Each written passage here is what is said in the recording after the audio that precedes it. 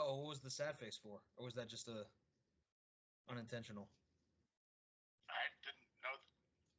My thing is nowhere near a sad face. I don't know why. Oh, okay. I just saw a reaction of Yeah, I did too. I saw these. That wasn't me. Okay, cool. All right, well. It must be the guys monitoring our conversation. Yeah, exactly. The guys at the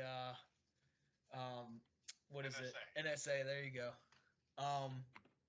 Okay, cool. Did you get a chance to listen to any of the first conversation I had? I sent out a link on YouTube. No, you did, and I wanted to, but I haven't had a chance yet. Okay, cool. Look forward to it, though. Yeah, whenever you get a chance, I would love your feedback if you have any on that. We had a pretty cool discussion. It was a lot of fun, and I was able to graph some stuff in Excel real time, so we could like look at the data. But yeah, so where I wanted to start today is the first thing I wanted to do, and I think we should both have the ability to share our screen. I'm going to share my screen real quick. But I wanted to well, first of all, Uncle Alan, are you familiar with the dual mandate by the Federal Reserve? Yes. Okay. And so I guess where I wanted to start with is, and I did get some feedback from some of the people that that either watched or listened, and one of my friends said that he can't watch the video, but he can listen to it. So he said to try to kind of explain what I was looking at, and so I told him I would try to do so. But I've got this. Can you see my screen now? I can. It's a little small. Okay, let me try to enlarge it. That's good. Okay. Okay. A little bit too large. Yeah. Okay, that's good. Okay, cool. All right, so I found the section in the U.S. Code of Laws, Title 12, where it actually, I think this was implemented sometime in the early 70s, but where they actually gave the mandate for the Federal Reserve, or at least the Federal Open Market Committee to, let's see, shall maintain long-run growth of monetary and credit aggregates commensurate with the economy's long-run potential to increase production so as to promote effectively the goals of maximum employment, stable prices, and moderate long-term interest rates.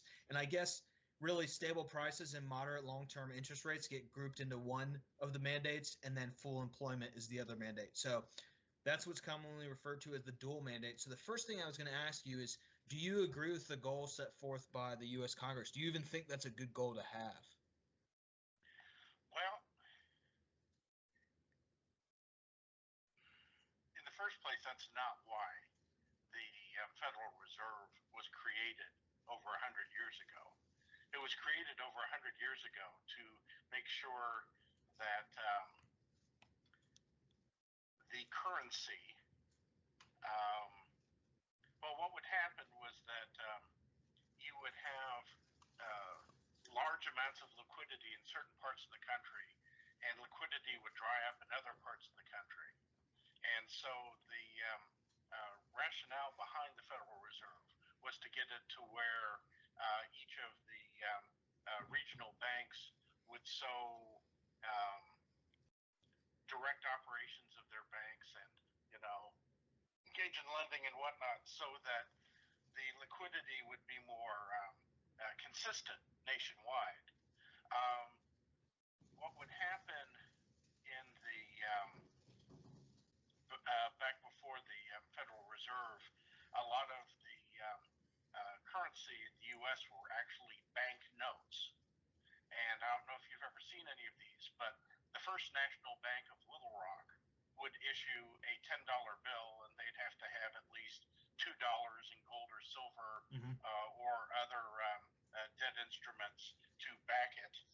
And the problem is that you would have discounts where if you tried to spend a Little Rock $10 bill in New York, you might get only $9.50 for it, because there wasn't so much demand for Little Rock money in New York, and there was always demand for New York money throughout the nation, everywhere. New Orleans money throughout the South, the certain financial centers, Chicago money, there would always be demand for. In other places, there would be a discount. So what the Federal Reserve was intended to do, and actually succeeded very well in doing, was making it to where the money is a dollar is a dollar wherever you take it. So that it's actually done a wonderful job of having accomplished that purpose. They also wanted it to be originally where they would promote business by taking commercial paper, 90-day bills for businesses. But not long after the World War I, the federal government demanded that the Fed start purchasing federal U.S. Treasury to fund the war. And they've obviously been doing that ever since. In fact, that's one of the major parts of their operation is dealing in U.S. government securities. Yep. And that immediately changed the nature of both what the Federal Reserve did and its relationship to the United States Treasury. Getting back to your question, promoting maximum employment, stable prices, and moderate long-term interest rates. Obviously, there are certain inconsistencies there. Things that may promote maximum employment may create greater inflation. And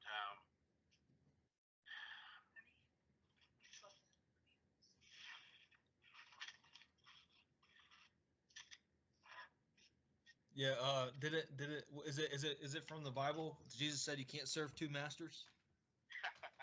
well, it's not so much that as it's a simple thing that you're obviously going to have to be balancing these interests. But going back to originally, the Congress can impose this on the Fed, but it's not why the Fed was created.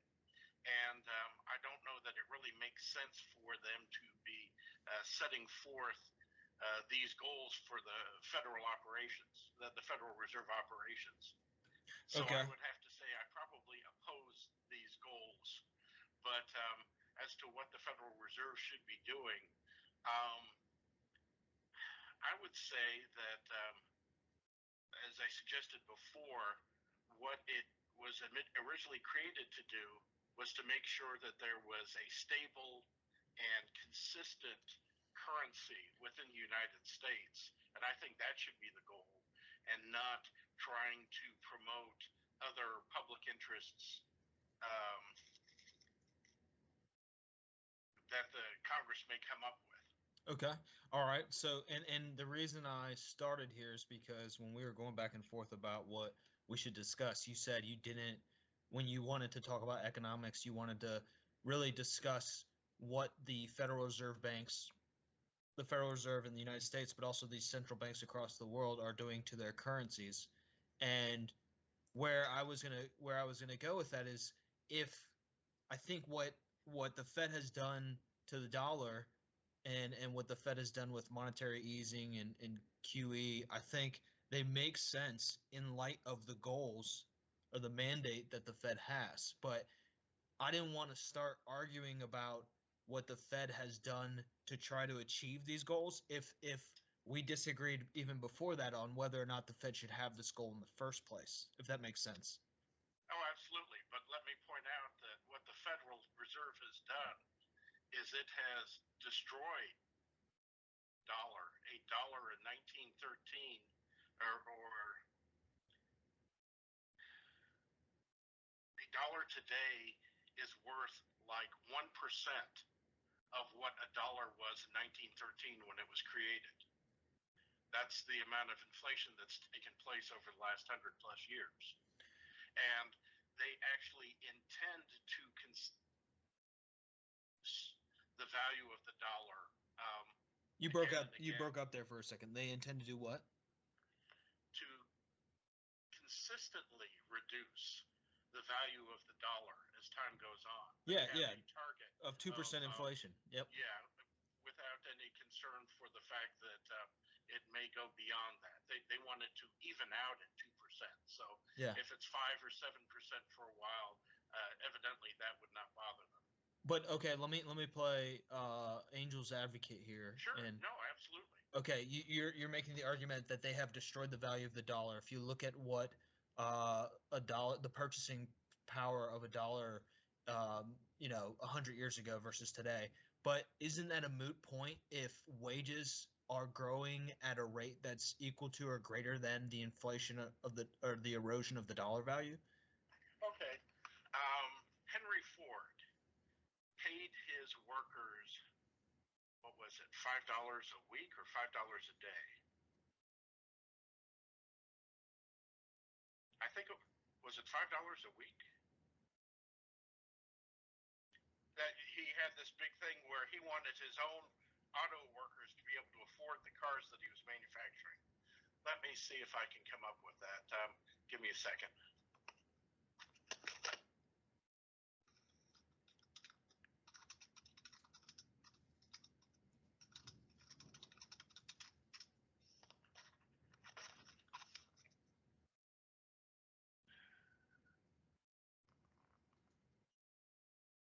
$5 a day. Are you there? Yeah, I'm listening. Okay. $5 in gold today would be $450 a day. So you're looking at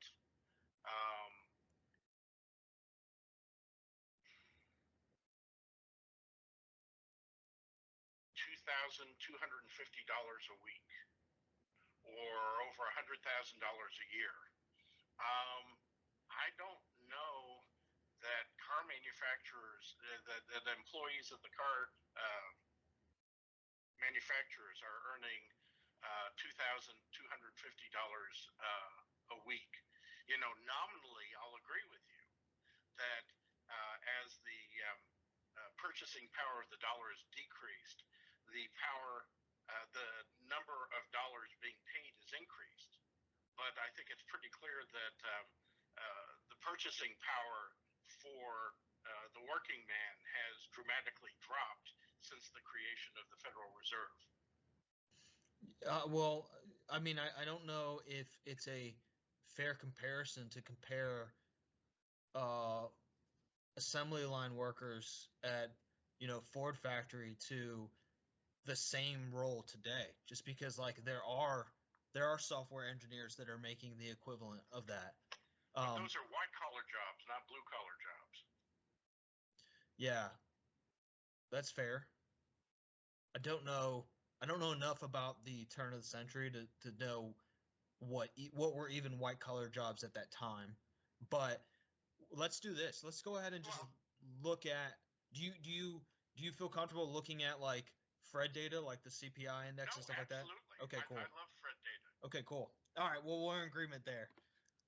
I love Fred data as well. So I think that was one of the best things that the Fed ever did was when the St. Louis Fed started posting publicly their Fred data. 100%.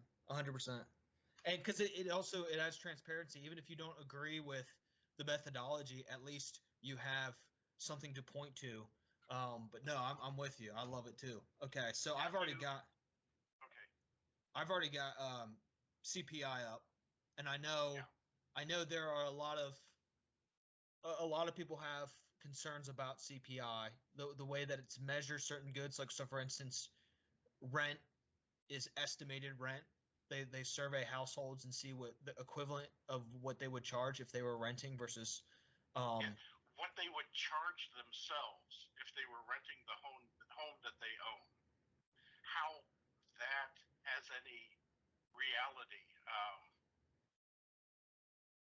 Anyway, go ahead. All right, but and regardless, we can see even with the limitations of CPI, it still does do a job of showing that the dramatic increase in inflation over at least the last 80 years, right? Yeah. Well, I mean, you can see the same thing for on YouTube. see the pictures of the McDonald's menu from 1950. See what the hamburgers were going for then and what they're going for now.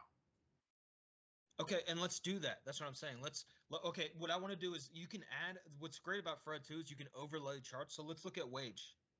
And I haven't done this yet, so I'm kind of curious to see what wages look like. Yeah.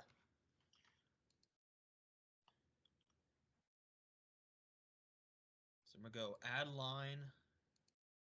And I think they have like hourly wages, an hourly wage index, employment cost index, wages and salaries, private industry workers. Okay.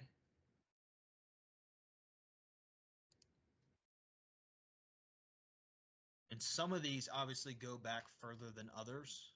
Sure. Okay. Add data series.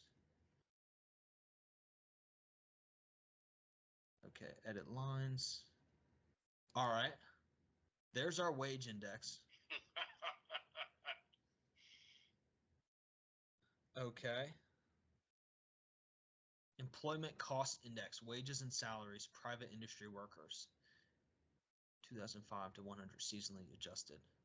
Okay, so it is clear that wages have not grown at the same rate that inflation has grown. Although wages are a lot more stable. I don't know. It'd be interesting to see a smooth line, just because CPI is so much more jagged.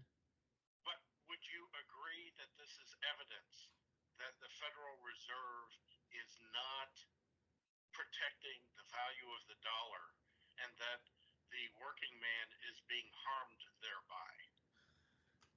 Let's see. I wouldn't well, when you say working man, when you caveat working man, well, I think that you're talking wages and salary.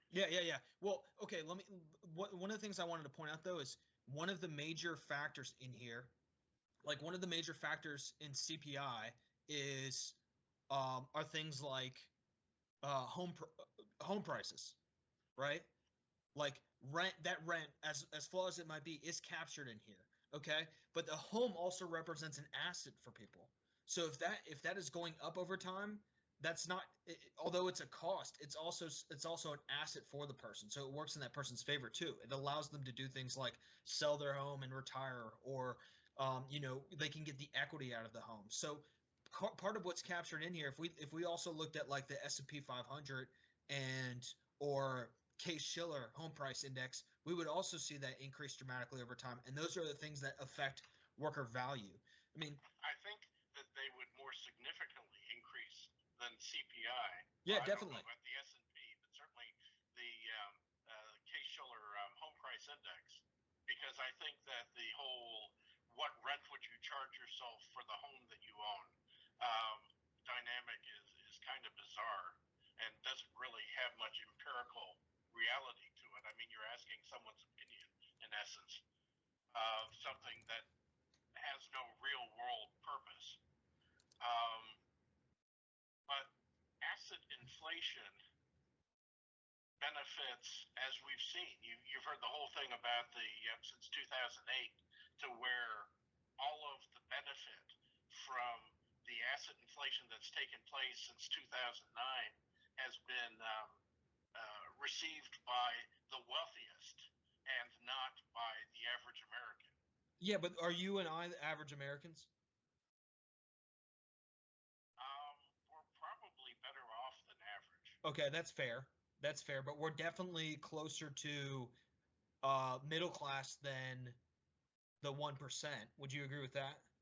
Yeah. That's not a fair thing. I would say we're upper middle class, probably, right? I would think so. I wonder. I think we're both white collar. Yes, definitely. But there's also more white collar jobs than there were 100 years ago, and less blue collar jobs. Oh, absolutely. I mean, there are fewer agricultural workers than there were 100 years ago. Yeah. Yep. Okay. So you're saying that because when I see inflation rise like this, well, I'm also a homeowner, and part of what's captured in that is the price of homes, and I am benefiting from the inflation of that asset. I guess what the point I was trying to make is wages aren't the only indicator of net worth. It's an income, Right. and it adds to net Right. worth. But it also is increasing the divide between the haves and the have-nots by allowing the value of the dollar to diminish as much as it has, whereas asset inflation is encouraged. Those who have those assets benefit. Those who do not and do not have a means of obtaining those assets are harmed all the more. Yeah, it's a great point. I want to capture what you just said again. So by decreasing the value, or eroding, I guess is a better word, eroding the value of the dollar relative to assets, or just okay, go ahead. Yeah, help me fix. I think they're just eroding the value of the dollar. Okay. The what did it say? State is. Well, why not the Fed? Isn't that what we're talking about? Yeah. The Fed is increasing the divide between the haves and. Have you much experience with the Gini coefficient? It sounds familiar. I think I remember it from school, but. Yeah, it's one of those that takes a look at the divide, doesn't it? The divide between the haves and the have-nots. It's actually a empirical measurement of that. Yeah, let's take a look at that. I recall that from back in the day, but I want to take a look. Okay, Gini coefficient is a single, also the Gini index, but measure of statistical dispersion intended to represent income inequality or wealth inequality within a nation or a social group. The Gini coefficient was developed by the statistician and sociologist Corrado Gini. Let's see. Let's take a look at it. I want to actually look at it in maybe it's a Fred thing. No, I don't think so. Well, you can check, but I'd be surprised. Let's just chart then. Well, back where you were, the site where you were before, it had a very bright United States, and I think that might have told you how the U.S. compared to other nations. Okay, and let's Okay, that looks interesting. Yeah. U.S. is right here. Oh wait, where is it? Here. But perhaps even more to the point isn't just the fact that we have this massive inequality, but that the Federal Reserve's practices are accelerating and increasing the inequality. Okay. I want to argue one of those points though. So inequality may be increasing, but if lower income Americans or lower class Americans, I don't like that term, that doesn't sound right, but lower income Americans are still benefiting over time, like their standard of living is increasing, as measured by things like GDP per capita, or home ownership, or literacy rates, all of those things. Okay, the home ownership has been in decline. It has since the over the last 20 years. That's true. And literacy, of course, that's kind of confused by the fact that you have native populations in the schools and those who are have English as a second language, and so that sort of makes it more difficult to track whether the literacy rate is increasing or not. But I would suspect that probably is not. Okay, but let me make the argument first, and then we'll actually. No, that's fine.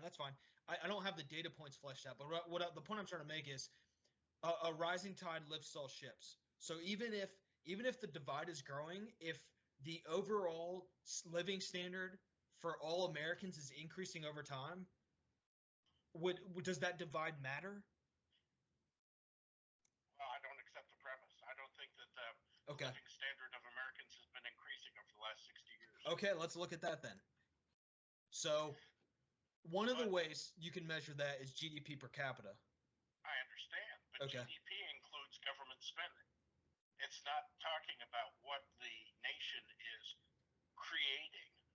nation is producing and how much it produces now over what it produced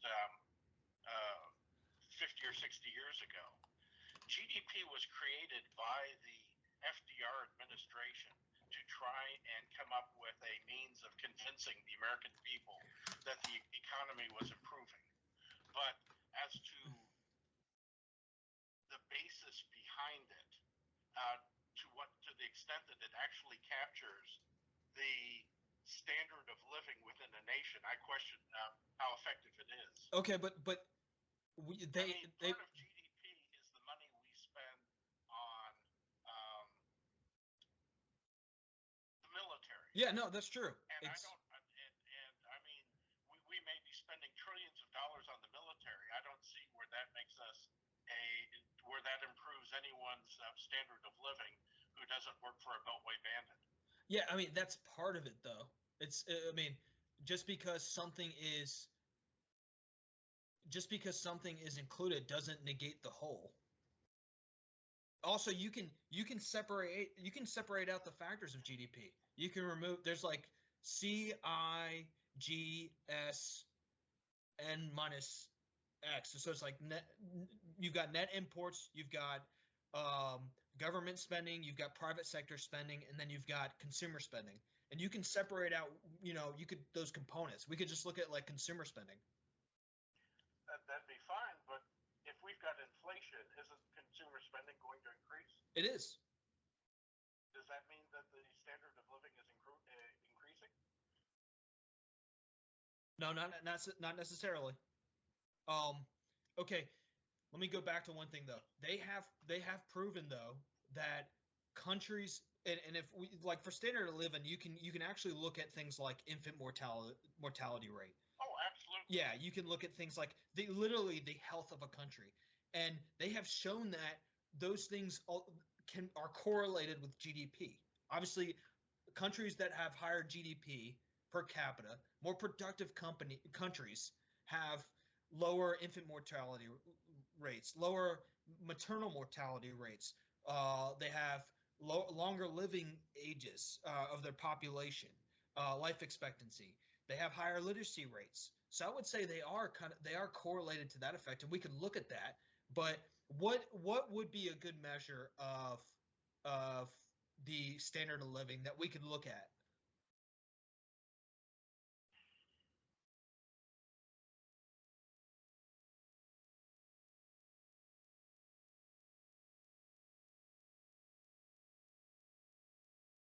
It would be nice if you could take something. How about something like median income contrasted with inflation rates? Okay. Does that make sense? Well, you mean accounted for inflation? Okay, I'm not sure what that term is. Because, I mean, like, do you want to account for inflation is what I'm saying. You want to look at median income taking out the effect of inflation. Oh, you mean real yeah, exactly. Rather than the nominal. Yeah. Yeah. Is Okay. there a way to do that? Okay. Yeah, I think so. Are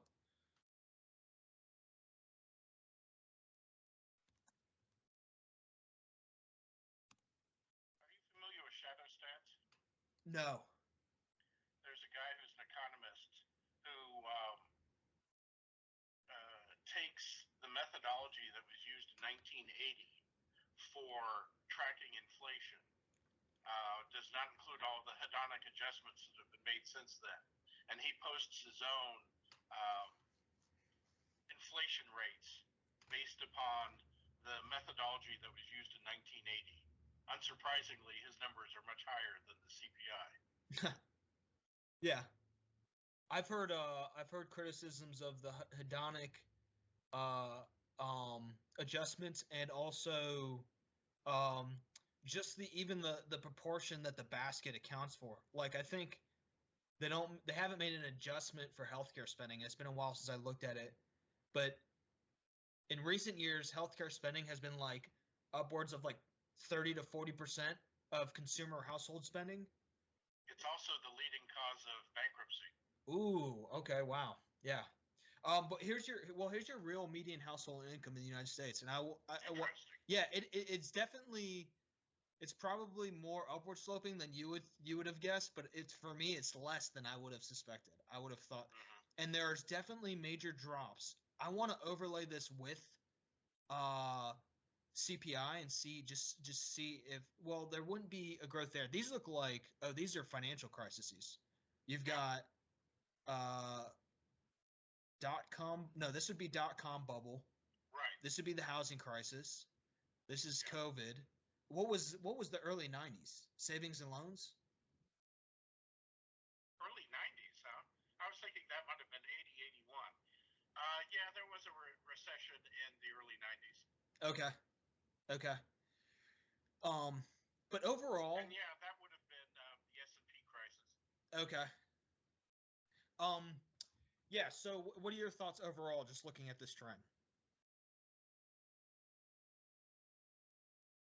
I'm surprised. I'm surprised at the increase that's taken place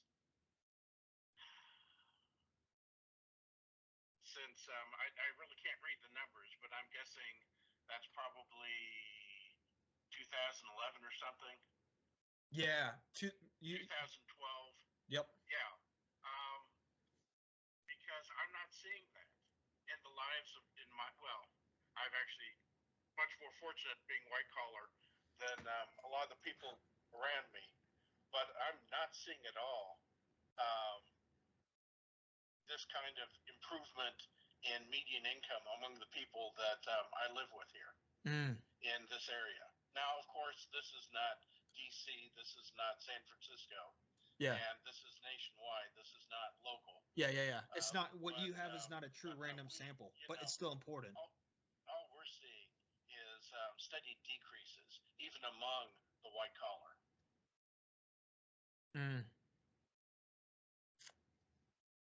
No, that's important. Now, the difference between the white collar is they're more likely to have benefited from the asset inflation and maybe. Uh-oh, you cut out. Let me go beyond what we were talking about for what I've been seeing locally as compared to that front chart. Yeah. Because one of the interesting things that's been taking place in the last year to 18 months is you're starting to get reports of workers being able to obtain higher wages. Yeah. They've been saying that for the last, 20, 25 years, that most workers have only been able to get essentially cost of living adjustments. And only in the past, as I say, 18 months or so, the economy is such with the limitation of workers and the need to hire workers that you're starting to see significant wage increases. So that, to me, would argue against what the front chart is showing, unless the front chart is also showing asset investments, stocks, possibly cryptocurrencies, possibly other things that have really taken off, because that's not consistent with what the reporting has been regarding wages and salaries over that time period. Okay. And are you talking about just all Americans or a certain subset of Americans? No, well,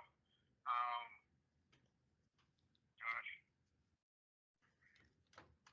I mean, I'm not talking about athletes. I'm not talking about Hollywood movie stars, but, and I'm sure that there are things like hedge funds and whatnot where this chart would more accurately reflect possibly attorneys in major cities, where this chart would reflect what their actual income increases have been.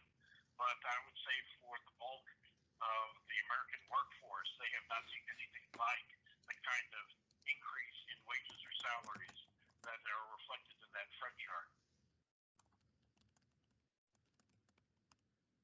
I want to take a look at something like, cashier, food prep worker, janitor, bartender, server. I was thinking of something like trucking, and looking at what truck drivers make. That's going to be more complicated because it tends to be piecework rather than salaried. Mm. And that'd be a difficulty with some restaurant work as well. Yeah. Is that you'd be incorporating tips as well as actual wages. Yeah. I know locally, though, anecdotally, last year the minimum wage in Arkansas was increased to $11 an hour, and they had to rush through a increase in salaries for state personnel because they had a whole bunch of state employees who were earning less than what was then the minimum wage. Mm-hmm. Mm-hmm.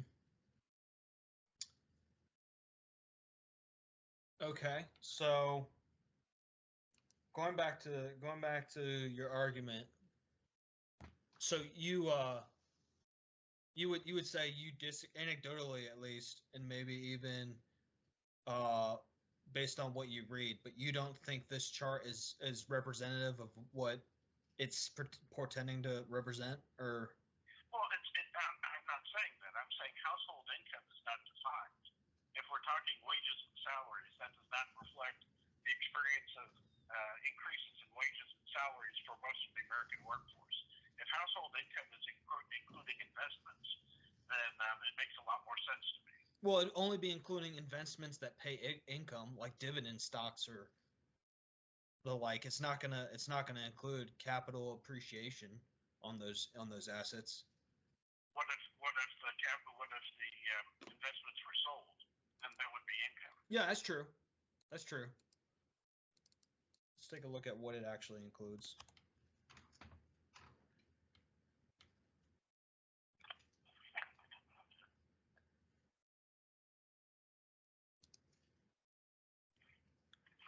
Okay, household income is an economic standard that can be applied to one household or aggregate across a group.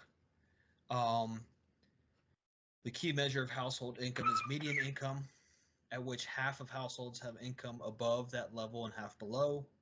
Okay, it says it does include investments. It says including pre-tax wages and salaries, along with pre-tax personal business, investment, or other sources of income. Government entitlements such as employment, unemployment insurance, Social Security, disability payments, or child support. Child support, okay. Well, it's income. Yeah. So, I'm thinking, as I see that front chart, I'm thinking that's investments and not much of anything else, with a little healthy inflation thrown in. Well, this is adjusted, right? Oh, that's real? Yeah, real. Okay, real means, well, wow.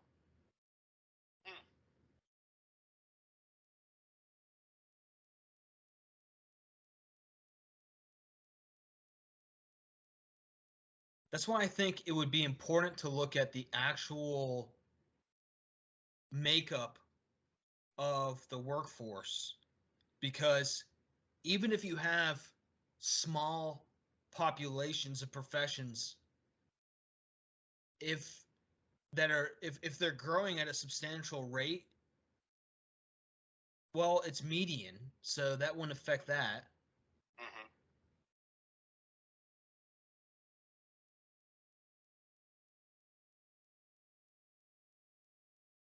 But yeah, I don't know.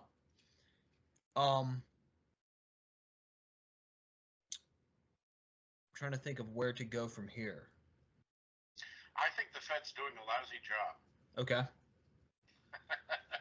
I think that the Fed is hurting most Americans. I think the asset inflation identified in this chart has been a great boon and benefit to the wealthiest Americans.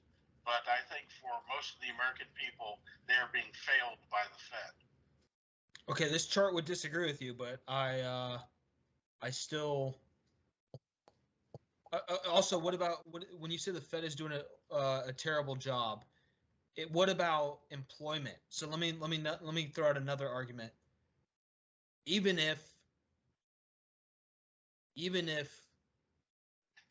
household income were staying flat, if you had more people working, it would be a net benefit. But we haven't been. Look at the percentage of the population of workforce age that's actually employed, and it's been significantly decreasing. Yeah, but that's because we don't have as large a population that is eligible, though, isn't it? No, it's the percentage of workers in the 18 to 64. I don't remember what it is, but I've been seeing charts where it's been going down below 60%, and it's at levels that it hasn't been since we were back on the before women dramatically entered the workforce. Okay. So what's this? This is unemployment rate. Now that doesn't take into account certain segments of the population that are no longer seeking employment. I know. So what would you want to look at? I've seen charts. Are you familiar with zero hedge? Yeah, of course. I've seen them on zero hedge and other places where they talk about the percent of the eligible workforce that is actually employed.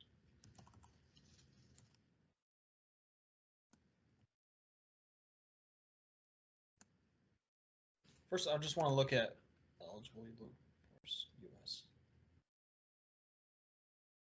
That's an interesting looking chart. It is. Let me see if I can find that. Yeah, let me go back real quick. Okay, let's see if we can get this bigger. Okay, so it's somewhere on this Wikipedia page. Give me a second and I'll find it. Sure. Oh, there it is. Okay. Prime age male labor force participation by educational attainment. 1964 to 2014. Percentage of population.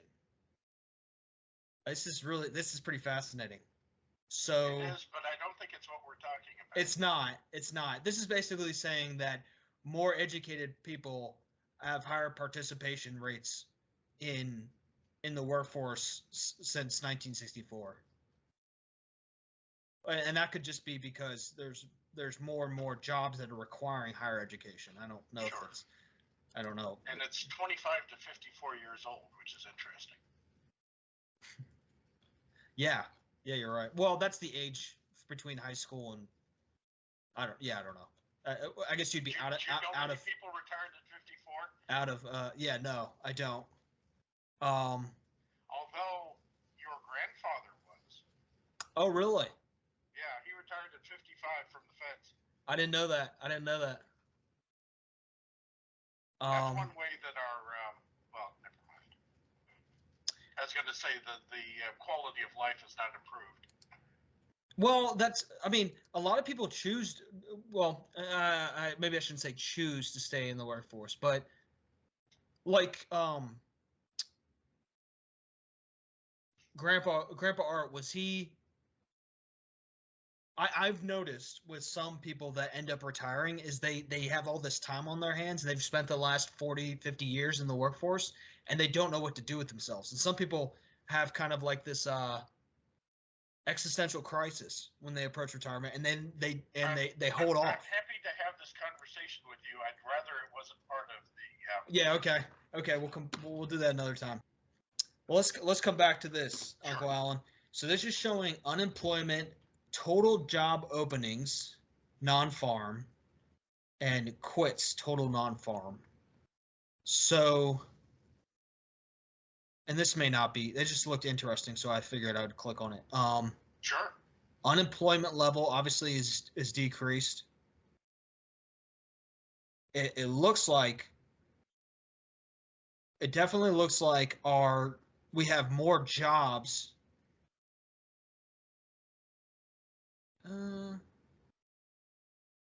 Let's leave this chart. What is it that we want to look at? Eligible workforce? Percent of 18 to 64-year-olds currently employed. Let's try that. Okay. By the way, current employment figures are going to be dramatically impacted by the whole issue of vaccination. Totally. A part of eligibility for certain jobs. Yes. You mean it will increase the unemployment I'm sure those rates? who are not vaccinated are not being treated as eligible? As part of the unemployment numbers. Oh, I see. Okay.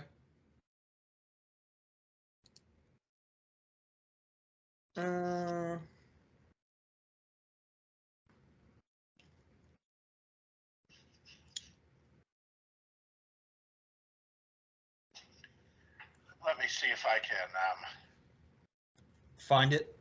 Yeah, let me play as well. Hold on. Okay.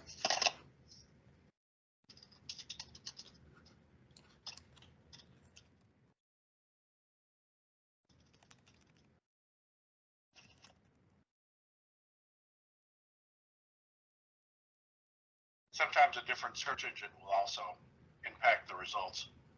That's true. Okay.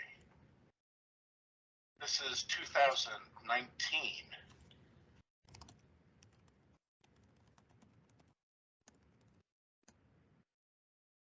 CDC.gov. I wouldn't have thought that would have been a CDC issue. Well, they all have spider webs. They figure out how to creep into the other domains. Well, okay, I've got the number who have paid sick leave. That's not exactly what I'm looking for. But that would explain why it was a CDC chart. Yep.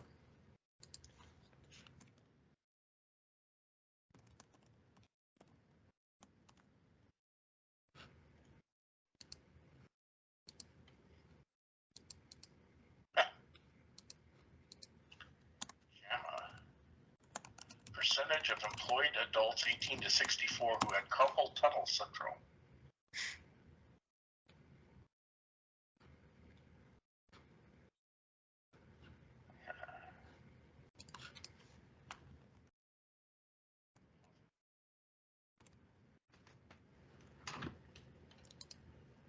I guess not. Okay, this is civilian labor force participation rate. It sounds like it. Yeah. That's what I'm talking about. Okay. Civilian labor force participation rate, seasonally adjusted.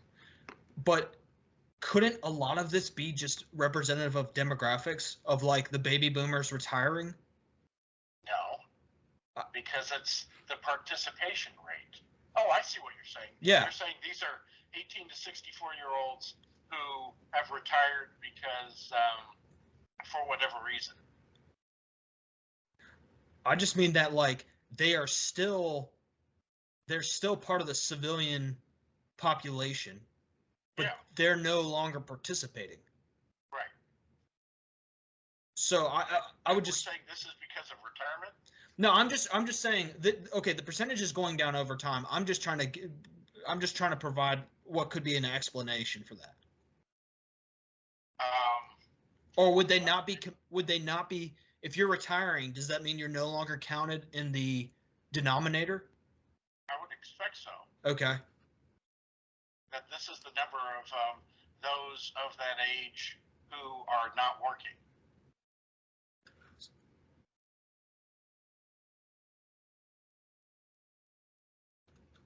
So this says men 20 years and older, women 20 years and older, 16 to 19 years old, and then we have racial demographics. So we got 16 to 19 women and men since 2001. Okay, so obviously, well, let's see. I shouldn't say obviously. Okay, men have definitely gone down.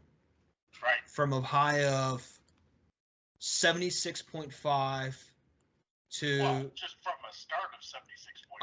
Oh yeah, that's right. That's right. Good point. From a start of 76.5 in 2001 to 69.9 in this most recent year. Right. Women have also gone down. Wow. Yep. Wow. And then let's look at 16 and 19. This one's not surprising to me. 48% down to 36%. That's a huge drop. That is a huge drop. That's 25%.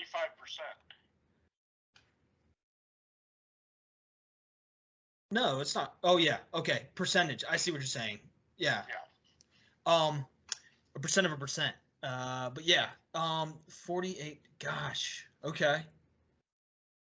Let's figure. And why do you think that is the case? That fewer 16 to 19-year-olds are working? Well, first let me ask you overall, and then honing in on the 16 and 19.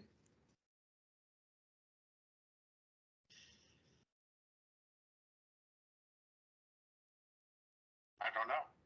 Okay. How did we come? I forget how we got here. We were talking about unemployment. Yes. Okay. And, unemployment's at 4%. Well, how many people who are eligible to work are actually working? Is that number going down with the official unemployment rate, or is the number of people who are of an age to work that are not working, is the number of people not working increasing even as the unemployment rate goes down? Yeah. How is that possible? Because they're measuring different things. Okay. So labor force participation rate, I would take that to mean to the percentage of those that are eligible to be part of the labor force as the denominator, and the numerator being those that are participating. Yeah. I think it's like 18 to 64 or something, or 18 to 67. Well, 19. Possibly 20 to 67 or something like that. Yeah. But because 67 is the official retirement age. Okay. Well, is that when Social Security benefits kick in? That's 65, well, right? You can start them as early as 62 or as late as in your 70s. Okay. But 67 is when you start getting your full benefits. Okay. All right. Well, all right. So the question becomes, how can the participation rate be declining over the last 20 years, but unemployment also be declining? It seems like those two would be negatively correlated, indirect to each other. So I guess the question would be, what is labor force participation? Well, let me just Google it first to see somebody else has answered this question.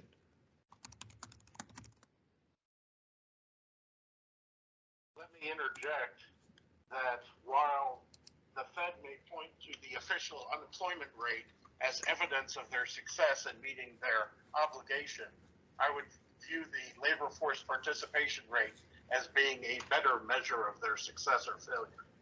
Okay, that's fine. I can't counter that until I know what they're measuring. Although now I'm questioning my own knowledge of this, because I thought what the unemployment rate. I mean, I knew there was some things about what unemployment didn't look at. Like, I know there's something called like a term like a disgruntled worker, and they're like no longer counted in the unemployed. Right. So it's basically like if you just give up, then you're no longer counted. Okay. Oh, it does say change in age profile of the population, but let's see. What has happened since the peak? When was the peak? Back. You got that chart down there. Yeah, this looks like 1996. Interesting. Yeah. So where are we now? We're about where we were in what, the mid 70s? Yeah, early 80s. Early 80s. Mid 70s is more like, is actually even lower than where we are now. Well, I'm looking at but it's a little above 62, and 62. Oh, I'm sorry. What, about 78? Yeah, this is only going to 2016. So yeah, you're right. 62 is about. Oh, that's 2016. We're lower than that now. Yeah, definitely. 62 is about 70s, mid 70s, like you said. So as I was saying, women and participation rate is as low as it was 50 years ago. and is this explosion in the 60s women entering the workforce? Exactly. Okay. Could some of this be women leaving the workforce? Have you heard any reference to that? No, only anecdotally speaking. Like my wife is now she's raising our kids at home. But I mean that's been a constant, especially for white collar families. But I mean, she was a part of the workforce. No, I understand. Okay, gotcha. You've got people coming in and dropping out of the workforce in white collar families to raise the kids. That's been pretty much a constant for decades. Okay, gotcha. Well, let's take a look and see what they got here as far as explanations as to why.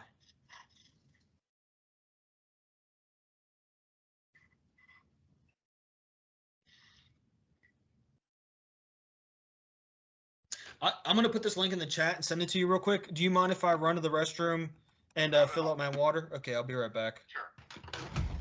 All right, I'm back. Okay. Couldn't some of this be the rise of higher education? Is going to cause people not to work? Yeah. Well, to delay working. You know, if you're like... Yeah, but I don't know that it explains why it's declining since 2000. Are the number of people attending college that much larger than it was 20 years ago? Yeah, I don't know. And frankly, a lot of people attending college are also in the workforce. That's true. Again, anecdotally speaking, my brother, I don't think was part of that population, unless they would count maybe some of the stuff he did in the lab was counted if he got like a stipend. I'm not sure.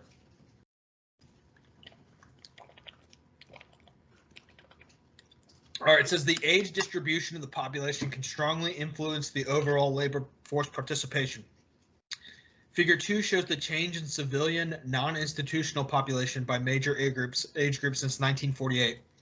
For 7 decades, the aging of the baby boomer generation, people born from 46 to 64, has profoundly affected the population's size and composition. For example, the population 16 to 24 years increased from 21.5 million in 1962 to 36.7 million in 1978. But those people would still be working, so I'm still not sure how that relates. The early boomers would not be. I mean, some people born in 46 would be working, but I would expect most are not.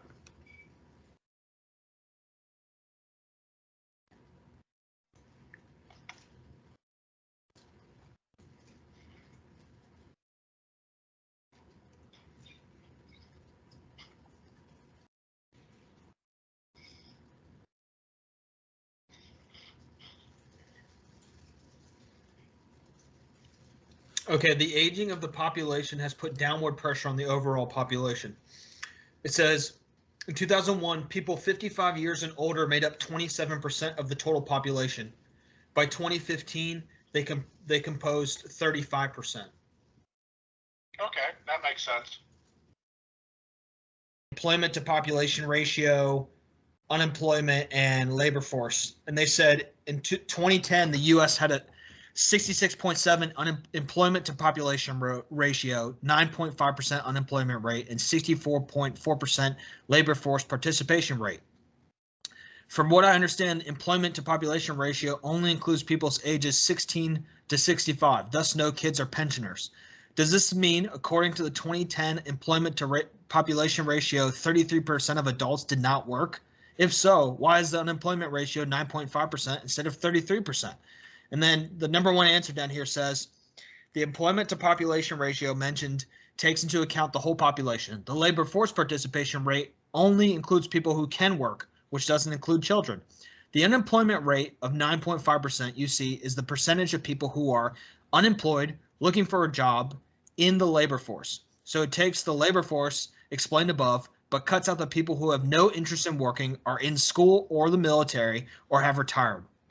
Now, that given, so labor force does count retired folks.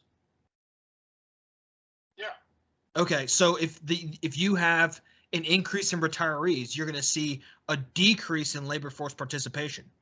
Yes. Okay, so what? And we had seen between 01 and 15, wasn't it, that the percentage of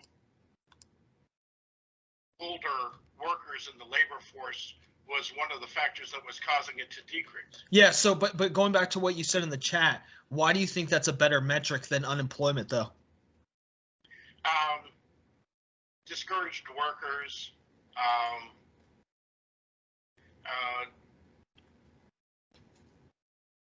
I think that again, that methodology, like the calculation of inflation, has been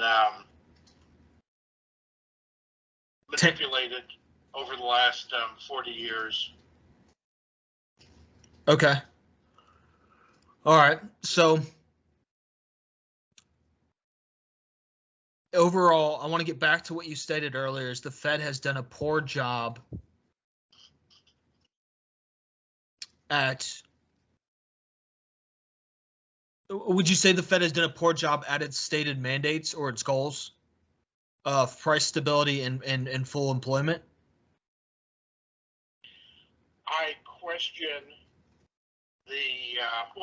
you question the way those are measured. No, I understand that, but I was going to say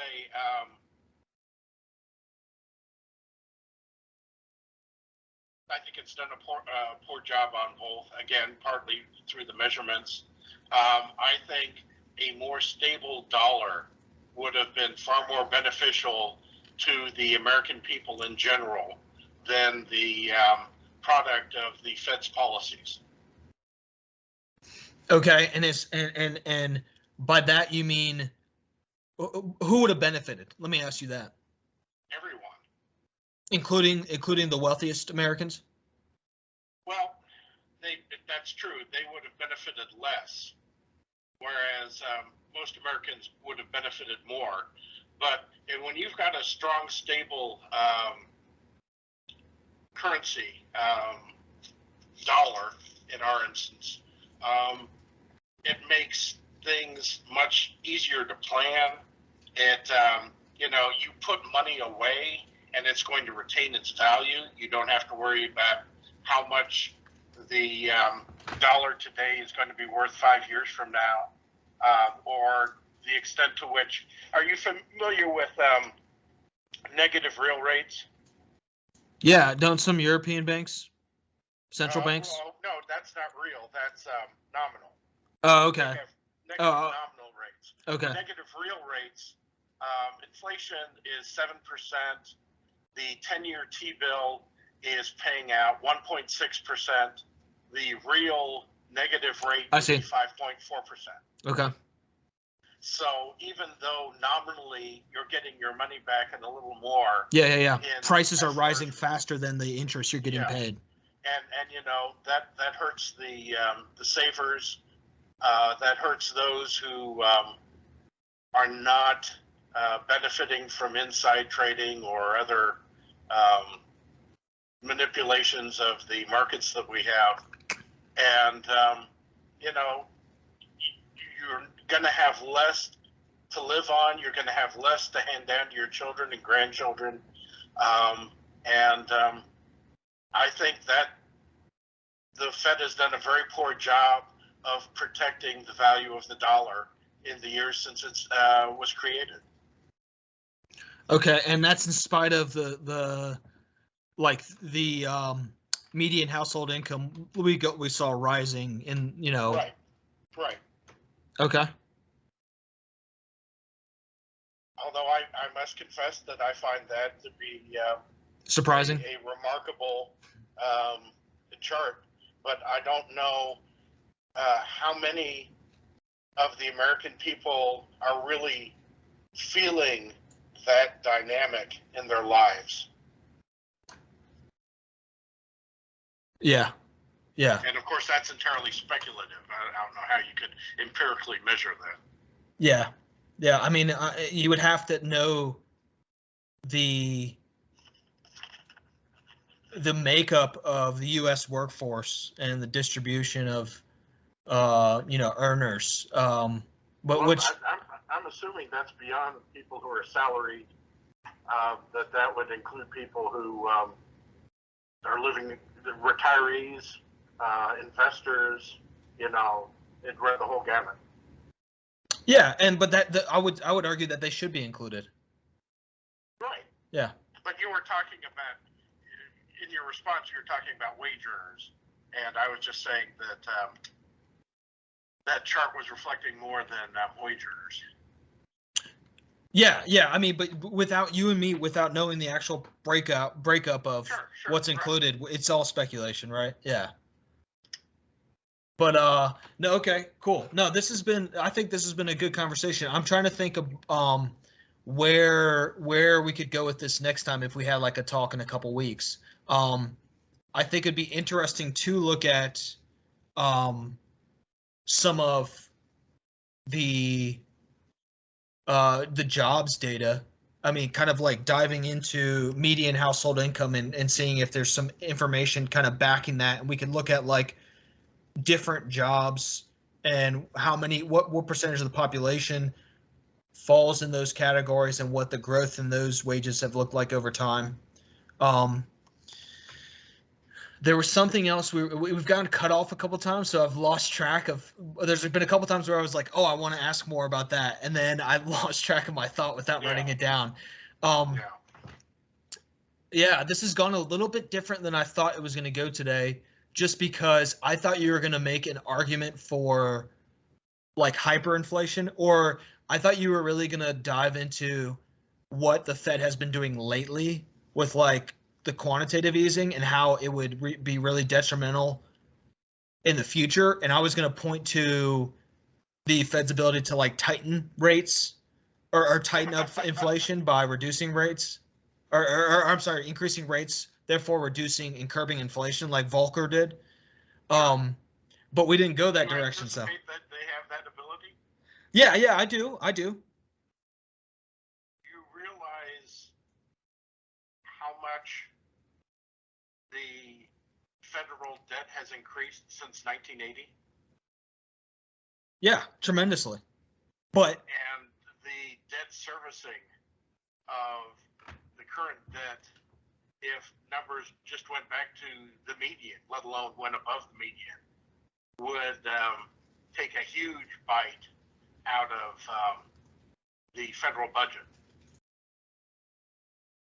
Well, the federal budget right now is the federal. There's nothing to say that the federal deficit can't grow. There's nothing going to stop it from growing. Yeah, exactly. So what is to? So I think the Fed basically has an unlimited. They've got a blank check. They could reduce the money supply tomorrow. They could increase the Fed funds rate tomorrow, and both of those things would put downward pressure on inflation. It would maybe cause a recession, and GDP would fall, and median household income would fall, and all those things, but it would curb inflation in a heartbeat. I'm pretty sure about that. I'm confident in that, put it that way. Do you think that they will be able to curb inflation without increasing rates? No.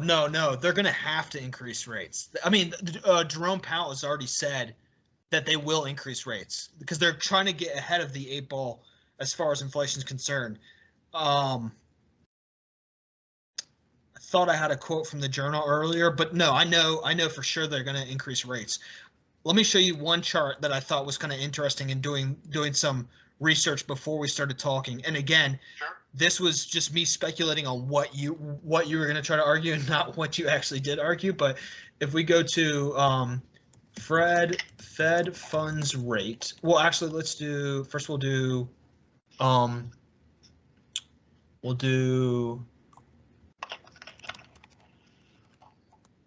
going to look at CPI, but I'm going to look at change in percentage change in CPI. Okay. So we'll do edit graph. We'll say change from a year ago.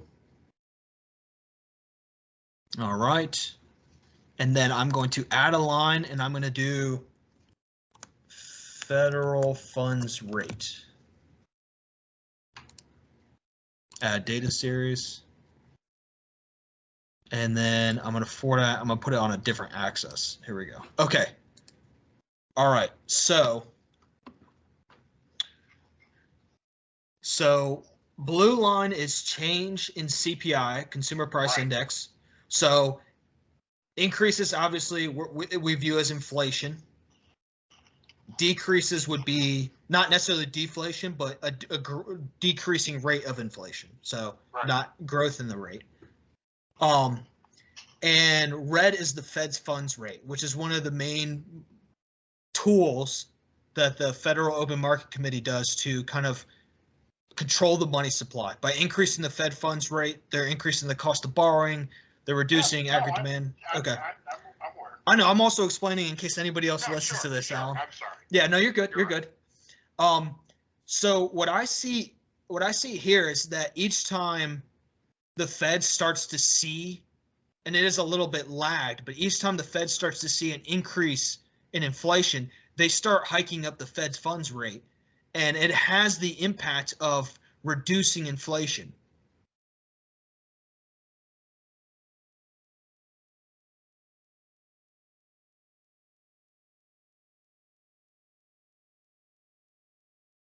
I have no disagreement with your analysis. I just do not foresee them having the ability to. I think the world we live in now is one that sharply restricts the Fed's freedom of action.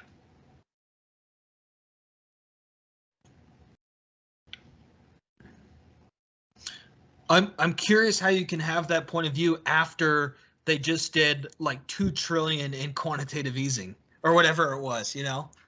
We were talking about increasing the Fed funds rate, right? Yeah, yeah. But you're saying the Fed, the way you view it, the Fed has less and less power to do so. To increase the rates?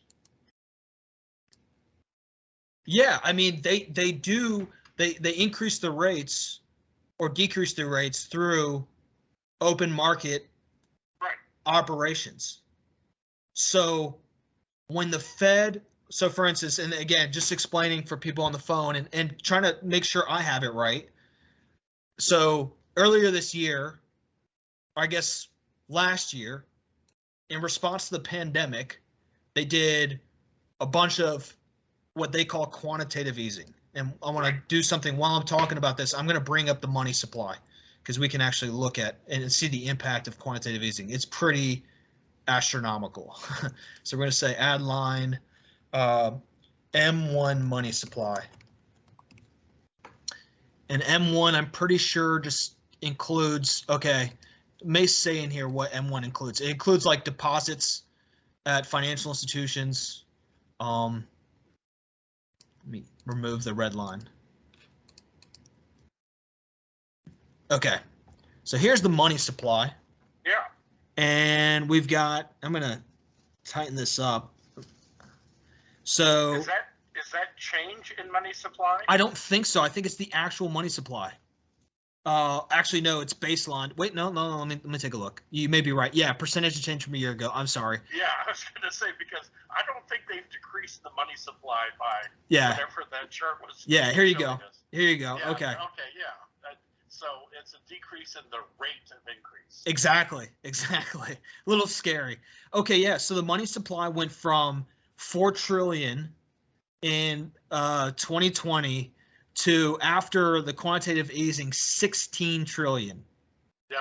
Okay, so this is what, from the way I understand it, the way the Fed increases money supply, the money supply is they purchase securities and or bonds and even corporate debt on the open market, flooding the asset holders or debt issuers with cash. And by increasing the money supply, now that these people have cash, if they're financial institutions, they can lend it out to people. They can increase aggregate demand. If they're They can invest. Or they can invest, exactly, if they're corporations. Which is one reason why you've been seeing the markets continue to do well after QE. Exactly. Now, so the Fed purchased all of these assets in the open market, and that floods the market with liquidity, increases the money supply. Why? What's to prevent the Fed from turning around and selling these assets?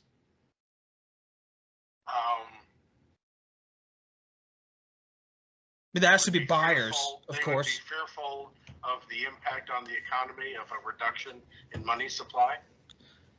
Okay, and that's what I'm saying. Like, we can, I think the Fed can curb rates in a heartbeat. It may send us into a recession. We may see increased unemployment, but that's where it goes back to the dual mandate. They have to measure both of those things, and if the inflation becomes too much of a concern, then they will curb inflation at the expense of full employment. I just don't think that I thought this would be a bigger concern for you. That's why I was prepared to have that argument, because a lot of my friends that I'm talking to now, this is like their major concern is with this giant spike in money supply and the impact that that's going to have on the U.S. dollar. Who owns the Fed? Who owns the Fed? Isn't the Fed a separate entity? From what? The U.S. government? Government, if that's what you're asking. Yeah, they're not part of the U.S. government. Yes. Who owns the Fed? Who owns the Fed? The people of the United States? The citizens? No. I don't know. The banks in each region that are members of the Federal Reserve System, own the regional bank. Okay, so like SunTrust. The open market operations are run by the New York Fed. Yeah. Agreed? Yes. The New York Fed is owned by Citigroup, JP Morgan, Morgan Stanley, and the other banks in the New York region. Is that true? Yes. Interesting. And the actions of the New York Fed are going to reflect the interests of their owners. Huh. Sounds a little. I'd have to research that. This is a little bit of a okay. It sounds conspiratorial, but I'm not saying I doubt you.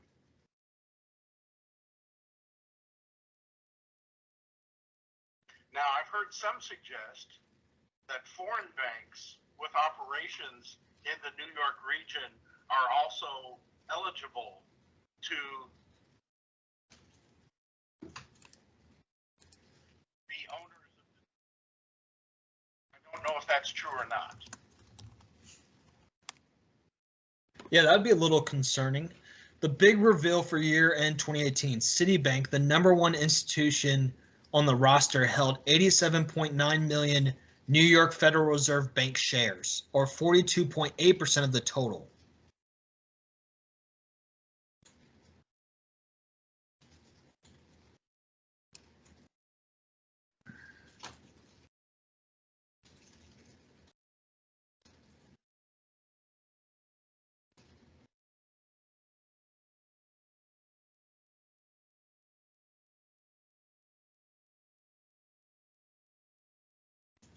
Now, I am not suggesting that the Federal Reserve does not take into consideration its congressional mandates and does not take into consideration the interests of the American people. I'm just saying that there is another dynamic that is not often referenced in discussions of the Fed. Gotcha. Yeah, no, that's interesting. I was not aware of that.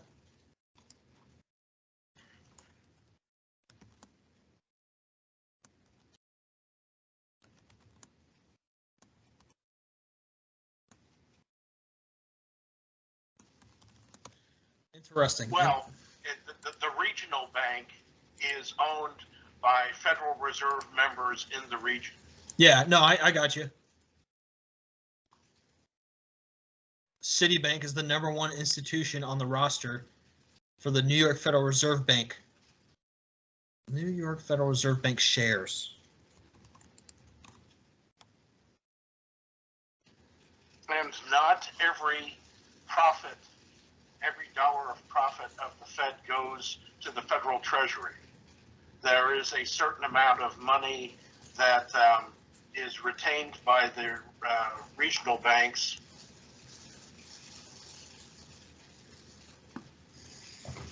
And I don't know if they pay dividends to their owners or not. Gotcha.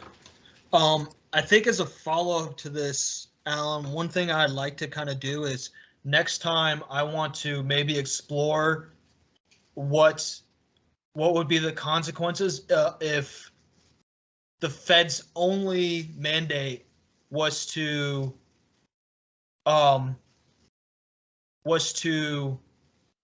was it you were speaking to at the beginning of the call? To make the dollar the same value. Maintain the stability of the dollar. To operate in such a way that there is near equal liquidity nationwide, and that the value of the dollar does not change over time, or does so in a truly minimal amount. Okay. Yeah, because I can kind of like defend to a degree what the Fed's actions are, but I don't have a good argument for saying why the Fed wouldn't want to do those things or shouldn't do what you're saying, I guess is what I'm saying. Well, you could say that maintaining a stable value of the dollar is actually one of the congressional mandates that they currently have, and that they're simply not very effective at accomplishing it. Well, I just think that I believe, without knowing fully, I trust the Fed as an institution. That's probably that would probably give a lot of people heartburn, but I'm sure that if the Fed's only mandate was to maintain the stability of the dollar, there would be trade-offs. Of course there would be, but I assume that there would be the consequences would outweigh the benefits. Like, why did we switch from the gold standard? Because the gold standard was a way to do so, wasn't it? Or could you erode the dollar? To do what? To maintain the stability of the U.S. dollar. You still had booms and busts under the gold standard. Okay.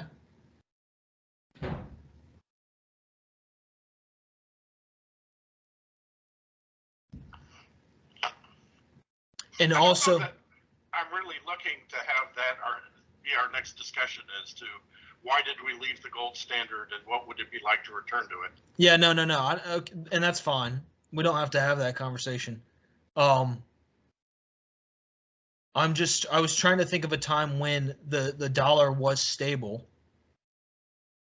Well, the period from the early 1870s to the creation of the Federal Reserve was, I believe, a time of consistent, slight deflation.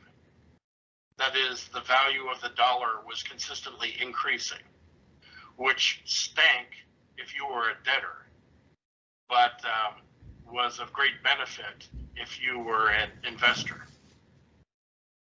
Now, would you go as far to say deflation? Like, would you go as far as to say you'd rather have slight deflation than slight inflation? You know, the development of the United States from 1870, we'll say 73, the panic, to 1913 was very dramatic. It didn't harm the economy at all.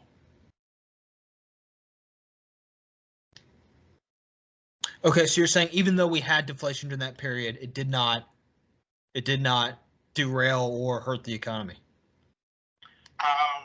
It crushed the farmers because a lot of them had become indebted during the Civil War and the periods afterwards to buy more land as the price of their crops were increasing. And then as they found themselves having to pay back their debts in ever more expensive dollars, that was very hard on them. Okay, so let me go back to my question again. Would you rather have slight deflation than slight inflation?